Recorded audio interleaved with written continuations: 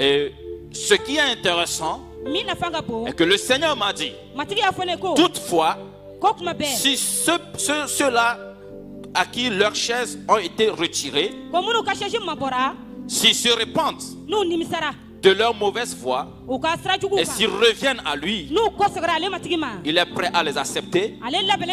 Et l'ange qui est chargé de sa chaise va ramener la chaise à la table. N'oubliez pas qu'il y a une fête qui nous attend au paradis.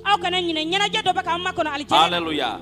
Il y a une grande table qui est dressée pour toi et moi au paradis. Et mon souhait est que tu sois autour de la table ce jour. Ne manque pas ce rendez-vous. Alléluia. C'est pourquoi Jésus dit que si c'est ton œil droit qui va t'empêcher d'aller au paradis, vaut mieux l'enlever, jeter. Va au paradis avec un seul œil que d'aller en enfer avec les deux yeux. Alléluia. Amen. Alléluia. Amen. Alors lorsque nous avons quitté là-bas, c'est là où j'ai entendu le son de la trompette. Au paradis, j'entendais le son des trompettes. Ça résonnait fort. Ça résonnait. Et il y avait les éclairs. Et tu sentais une joie au paradis. Et j'ai vu des anges qui couraient de gauche à droite. Qu'est-ce qui se passe? Et le Seigneur me dit, viens, tu vas voir.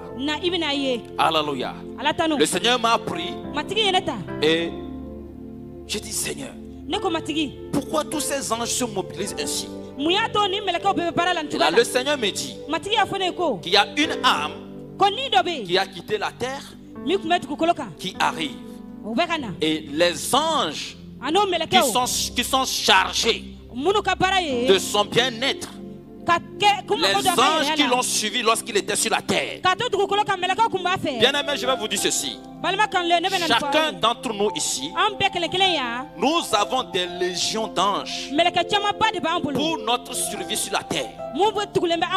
Lorsque tu viens à Dieu, on t'attribue des légions d'anges. Et ces anges sont à ton service.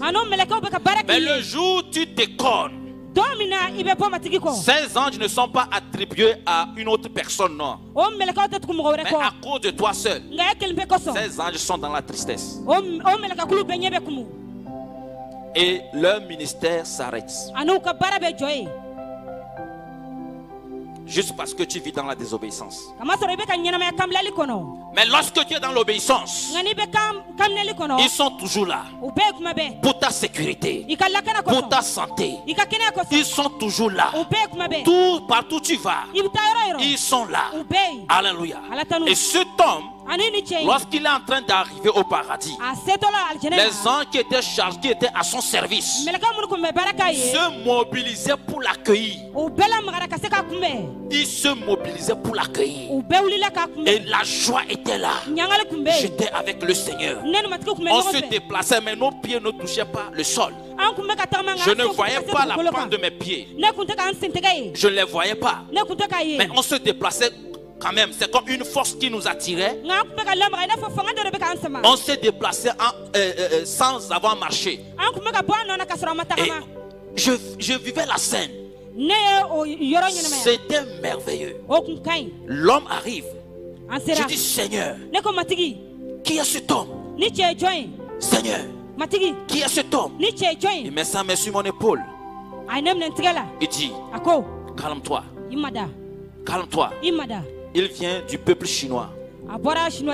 J'ai dit, hey, qui est cet homme? Comment s'appelle-t-il? Le Seigneur ne m'a pas donné son nom. Il m'a dit juste, toi regarde. Toi regarde. Et lorsque cet homme est arrivé, la porte s'est ouverte. La grande porte, elle s'est ouverte elle seule. Et les anges ont commencé par chanter. Il y avait une grande louange en haut. Les anges chantaient, les trompettes retentissaient. Et il y a des anges qui sont partis l'accueillir. On l'a ôté la robe qu'il avait portée. Et on l'a réhabillé d'une autre robe qui avait plus d'éclat. Et on l'a porté une couronne. Et sur la couronne, il y avait des étoiles. Je dis, Seigneur, que représentent ces étoiles? Le Seigneur m'a dit, ces étoiles représentent le nombre d'âmes qu'il a gagnées sur la terre. Et là, le Seigneur me dit, à chaque fois que nous gagnons une âme sur la terre, ça nous attribue une étoile. Dans le nombre d'âmes que tu auras gagnées sur la terre, sera le nombre d'étoiles que tu auras sur ta couronne. Bien-aimé, c'était merveilleux. Cette scène que j'ai assistée, elle était vraiment merveilleuse. Je n'en revenais pas. Et on l'a fait rentrer dans le paradis. Et on l'a dirigé directement dans le sein d'Abraham. Et le Seigneur m'a conduit là-bas. Et arrivé là, j'ai vu les saints qui étaient dans le sein d'Abraham. Ils se ressemblent eux tous. Alléluia. La ressemblance était forte. Et moi aussi j'étais à leur image. Je les ressemblais. On se ressemblait tous. Et j'ai commencé par les regarder. Et le Seigneur me dit que les apôtres sont ici. Le prophète Élie est ici. Je dis, quoi? Il dit oui. Il dit, Marie est ici. Je dis, oh. Et là, le Seigneur lui-même a commencé par me les présenter. C'est quand il appelle quelqu'un que il me dit, telle personne, c'est celle-ci. Le Seigneur m'a montré Étienne. Étienne avait dans ses mains des pierres. J'ai dit, Seigneur, que représentent ces pierres? Et il dit, ces pierres, ce sont les pierres qu'on a pris pour le lapider. J'ai dit, Seigneur, la Bible a dit que nous n'allons rien prendre sur la terre pour amener au paradis. Comment se fait-il que Étienne tient les pierres qu'on a pris pour le lapider? Il dit, je suis souverain. Je fais ce que je veux. L'as-tu oublié? J'ai dit non. Et il continue par me dire, Étienne tient ses pierres. C'est à base de ces pierres que ceux-là qui l'ont lapidé seront jugés. C'est pour le jugement. J'ai dit, waouh. Le Seigneur m'amène. Il commence pas à me présenter les apôtres. Il commence pas à me présenter les apôtres. Et arrivé à 1, il a appelé d'une manière spéciale. Il me dit, regarde-le très bien. Je le regarde. Il dit, celui-là, c'est Paul. Alléluia. Et parmi tous ceux-là que j'ai vus, il était le seul qui avait eu la permission de me parler. Et Paul me dit, courage divin. Je connais le cœur des habitants de la terre. Ça ne te sera pas facile. Mais tiens bon. C'est ce qu'il m'a dit. Et après, le Seigneur m'a présenté le prophète Élie. Le Seigneur me dit, il est celui-là qui a travaillé avec le feu sur la terre. Et quand je le vois, je vois que des flammes de feu qui traversaient son corps. C'était merveilleux. Le Seigneur me montre, me présente une personne. Il dit, cette personne, c'est Marie. Celle qui a porté ma grossesse sur la terre. Depuis qu'elle est ici, elle ne m'a jamais parlé. On ne s'est pas encore parlé. Donc tu comprends ce que ça signifie déjà. Je ne vais pas aller en profondeur. Elle est là-bas. Elle n'a jamais parlé à Jésus. Donc tu comprends. Je ne vais pas aller en profondeur. Amen. Je l'ai vu aussi. Après, le Seigneur m'a présenté un homme de Dieu togolais. Je ne sais pas si vous le connaissez ou pas. Le pasteur Tom Tania, qui a été vraiment tué d'une manière je ne sais pas, par le stress, ça dit que des accusations de gauche à droite qui l'ont conduit à sa mort. Je ne sais pas si le missionnaire le connaissait. Le pasteur Tom Tania. Il est là-bas. C'est un homme de Dieu qui a lutté pour la sanctification au Togo. Mais comme on le dit, il y avait des pharisiens qui l'ont combattu. Alléluia. Amen. Il est là-bas. J'ai vu plein de personnes. Ils sont nombreux dans le sein d'Abraham. Et le Seigneur me dit, ils sont ici, ils nous attendent. Alléluia. C'est nous, ils attendent pour la grande réjouissance. Alléluia. Et j'ai quitté ce lieu. Le Seigneur m'amène dans un lieu où c'était horrible. Et lorsque j'ai vu ce lieu, excusez-moi, je saute des étapes pour pouvoir gagner le temps. Alléluia. Lorsque j'ai sauté, excusez-moi, lorsque j'ai vu ce lieu, j'ai dit, Seigneur, ce lieu aussi existe au paradis? Il dit oui. Viens, tu vas voir. Arrivé, on est rentré à l'intérieur. C'était un lieu qui était vaste et bien, je sais pas, bien clôturé, je vais dire. Et lorsqu'on est rentré, je vois des bébés. Des bébés. Beaucoup d'enfants, beaucoup de bébés. Et ce qui m'a plus touché, c'est que ces enfants étaient imbibés du sang. Les enfants étaient dans le sang. Et les enfants avaient, les bébés là avaient une face qui faisait peur, une face de vengeance. Et les enfants avaient une mine de colère. Et chaque enfant tenait un objet dans ses mains. Il y avait des comprimés.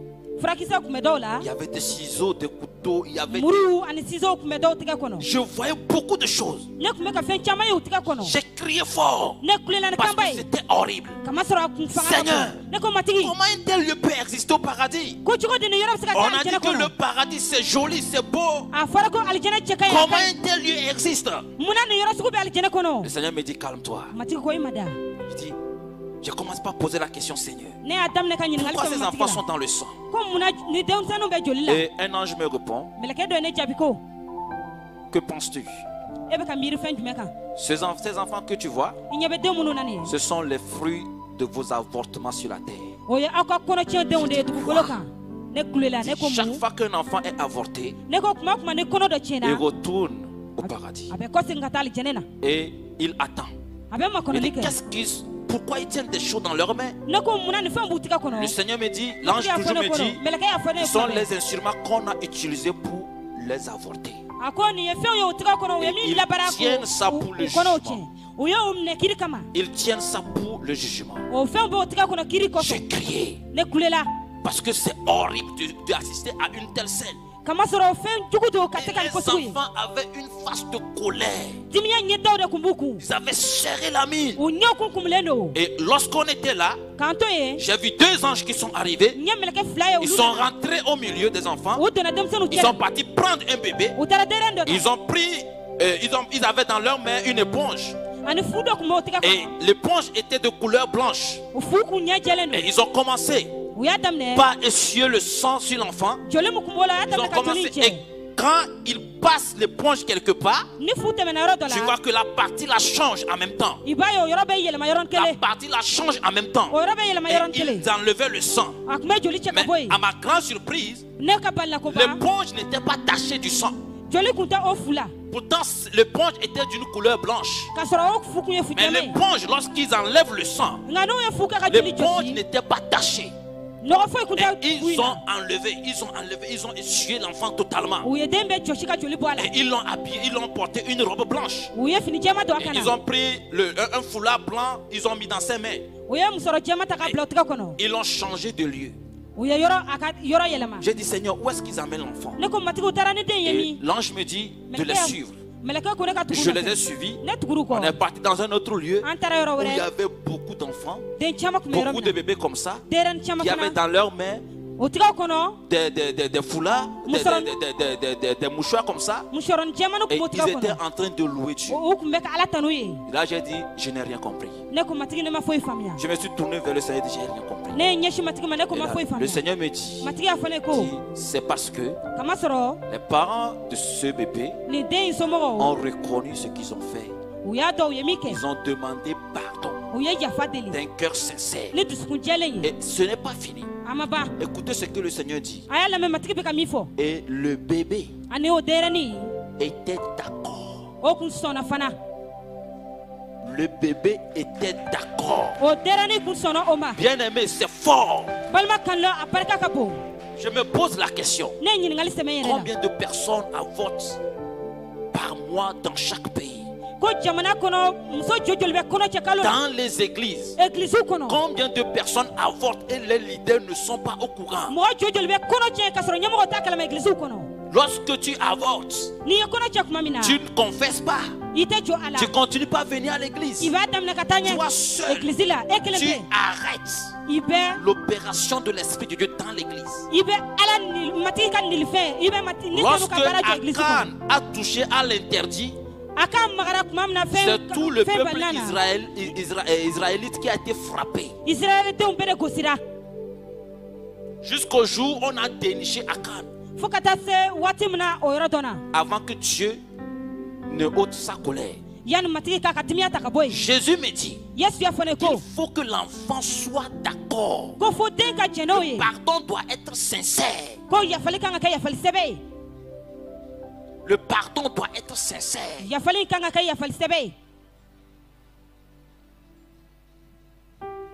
Je ne sais pas si tu as une fois commis l'avortement. Je vais parler de ça encore lorsque je serai au niveau de l'enfer. Alléluia. Amen. Et puis à cause du temps, je pense que nous allons programmer la prière pour demander pardon. Tous ceux qui ont commis une fois l'avortement, nous allons refaire un programme dans la semaine, peut-être dimanche après dimanche. Ça serait la dernière phase pour finir. Parce que si tu l'as une fois fait, sache qu'il t'attend. Je sais que beaucoup d'entre vous vont dire, surtout les hommes seront là, ils vont dire non, moi j'ai jamais commis l'avortement. Laisse-moi te dire que les hommes commettent l'avortement plus que les femmes. Je vais vous expliquer ça. Lorsque je vais avancer, tu as une fois utilisé le préservatif? Le nombre de fois que tu as utilisé le préservatif, c'est égal au nombre de fois que tu as avorté.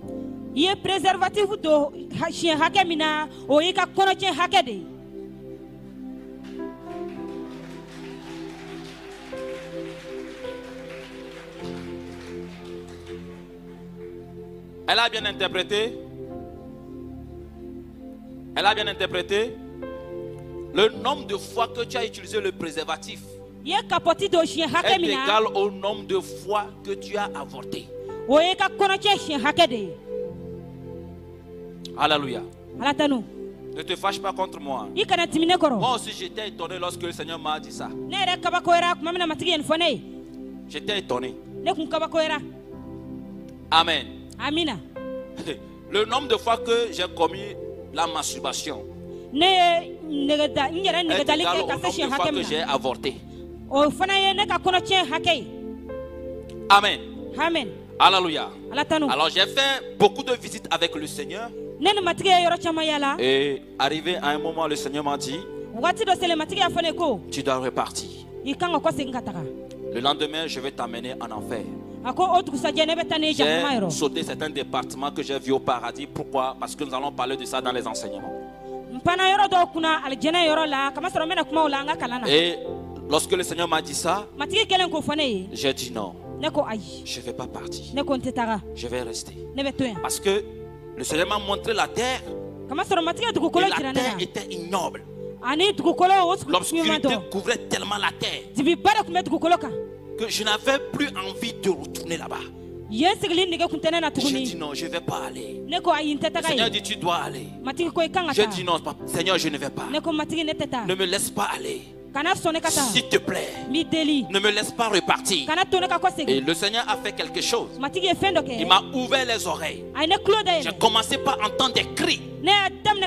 J'entendais des cris qui venaient de loin quelque part. Au secours! Au secours!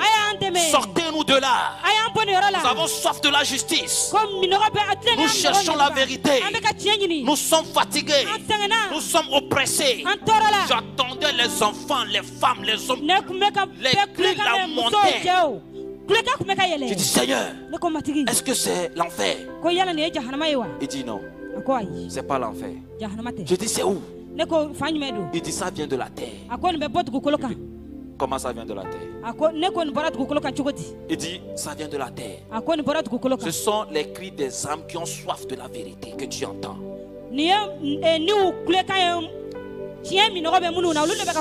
Ce sont les cris des âmes qui me cherchent. Qui cherchent la vérité, ce sont les cris que tu entends. C'est à cause de ces âmes que tu dois retourner. Et lorsque le Seigneur m'a dit ça, c'est comme s'il m'a cassé de tous les côtés. Je ne pouvais que retourner. Et là, j'ai accepté. Reparti. Une force m'a pris. Je me suis retrouvé dans ma chambre. Et lorsque je me suis retrouvé dans ma chambre, puisque je ne pouvais pas parler, rien du tout, j'étais dans le bleu comme ça. Je ne savais pas s'il y a les gens à côté de moi ou pas. J'étais là comme ça. J'étais là comme ça. Et le lendemain, j'étais là, parce que je n'avais pas de notion de nuit